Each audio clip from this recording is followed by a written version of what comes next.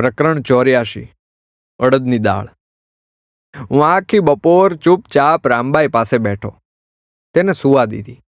તેના ચહેરા પર અજીબ થાક લાગતો હતો. સાંજે 5 વાગ્યે ફળિયામાં સૂરજનું પીળું અંધારું રેલાતું હતું. ઓસરીમાં હું અને રામબાઈ બેઠા હતા. હું નીચે બેસીને કોસ્મોસ વાંચી રહ્યો હતો. બટા, તારી પતંગોને કાના બાંધી લે. રામબાઈ સાંજે બેઠી થઈને બોલી. મેં બહાર મૂકેલા બાઇક સાથે બાંધેલી પતંગની થપ્પી છોડી. મારી બેગમાંથી ફિરકી કાઢી. રસોડામાંથી દિવાસળીની સળી લીધી. સળી લઈને એક પછી એક પતંગમાં મેં કાણા પાડીને કાના બાંધવાનું શરૂ કર્યું. ફળિયાનું પીળું અજવાળું ધીમે ધીમે લાલ બન્યું. લાલમાંથી કાળું થવા લાગ્યું.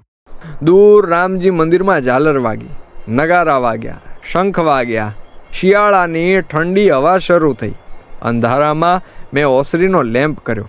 અમે બંને ચૂપચાપ બેઠા રહ્યા.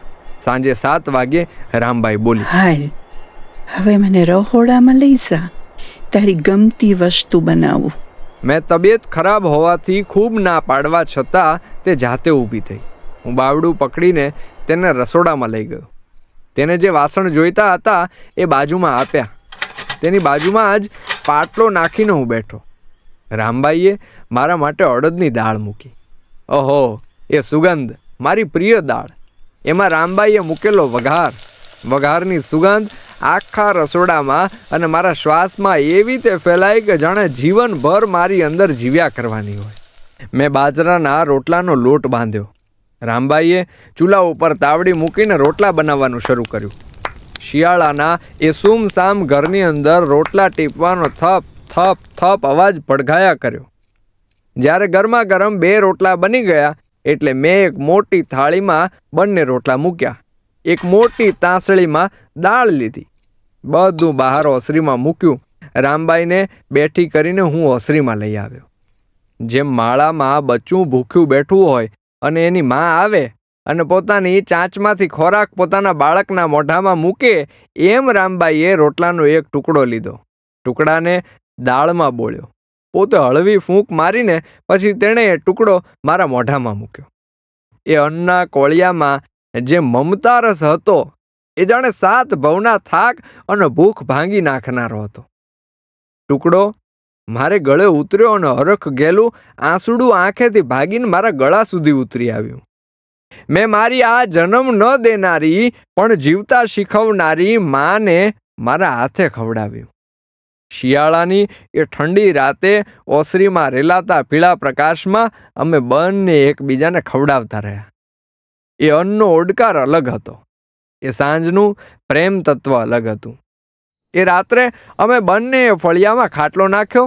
ત્યાં બેઠા ઓસરીનો લેમ્પ બંધ કરી દીધો. ચારેય બાજુ અંધકાર હતો. ઉપર તારલા ચમકતા હતા. દૂર ક્યાંક કૂતરા ભસતા હતા. ઠંડી હવામાં ઓસરીમાં પડેલી મારી પતંગો ફડફડ અવાજ કરી રહી હતી.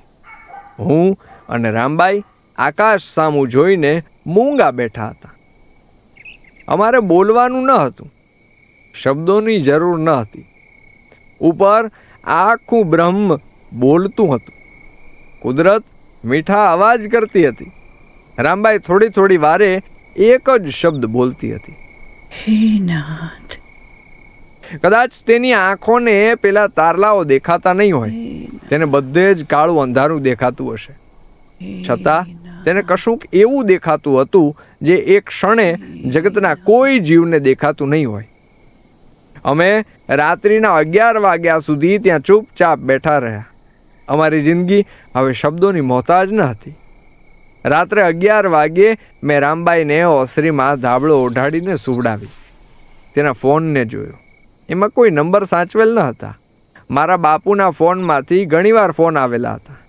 ચલાલાથી પરસોત્તમભાઈના ફોન આવેલા હતા. થોડીવાર મેં તેમના પગ દાબ્યા. હું ઓરડીમાં દેવુડીના ખાટલે સૂઈ ગયો.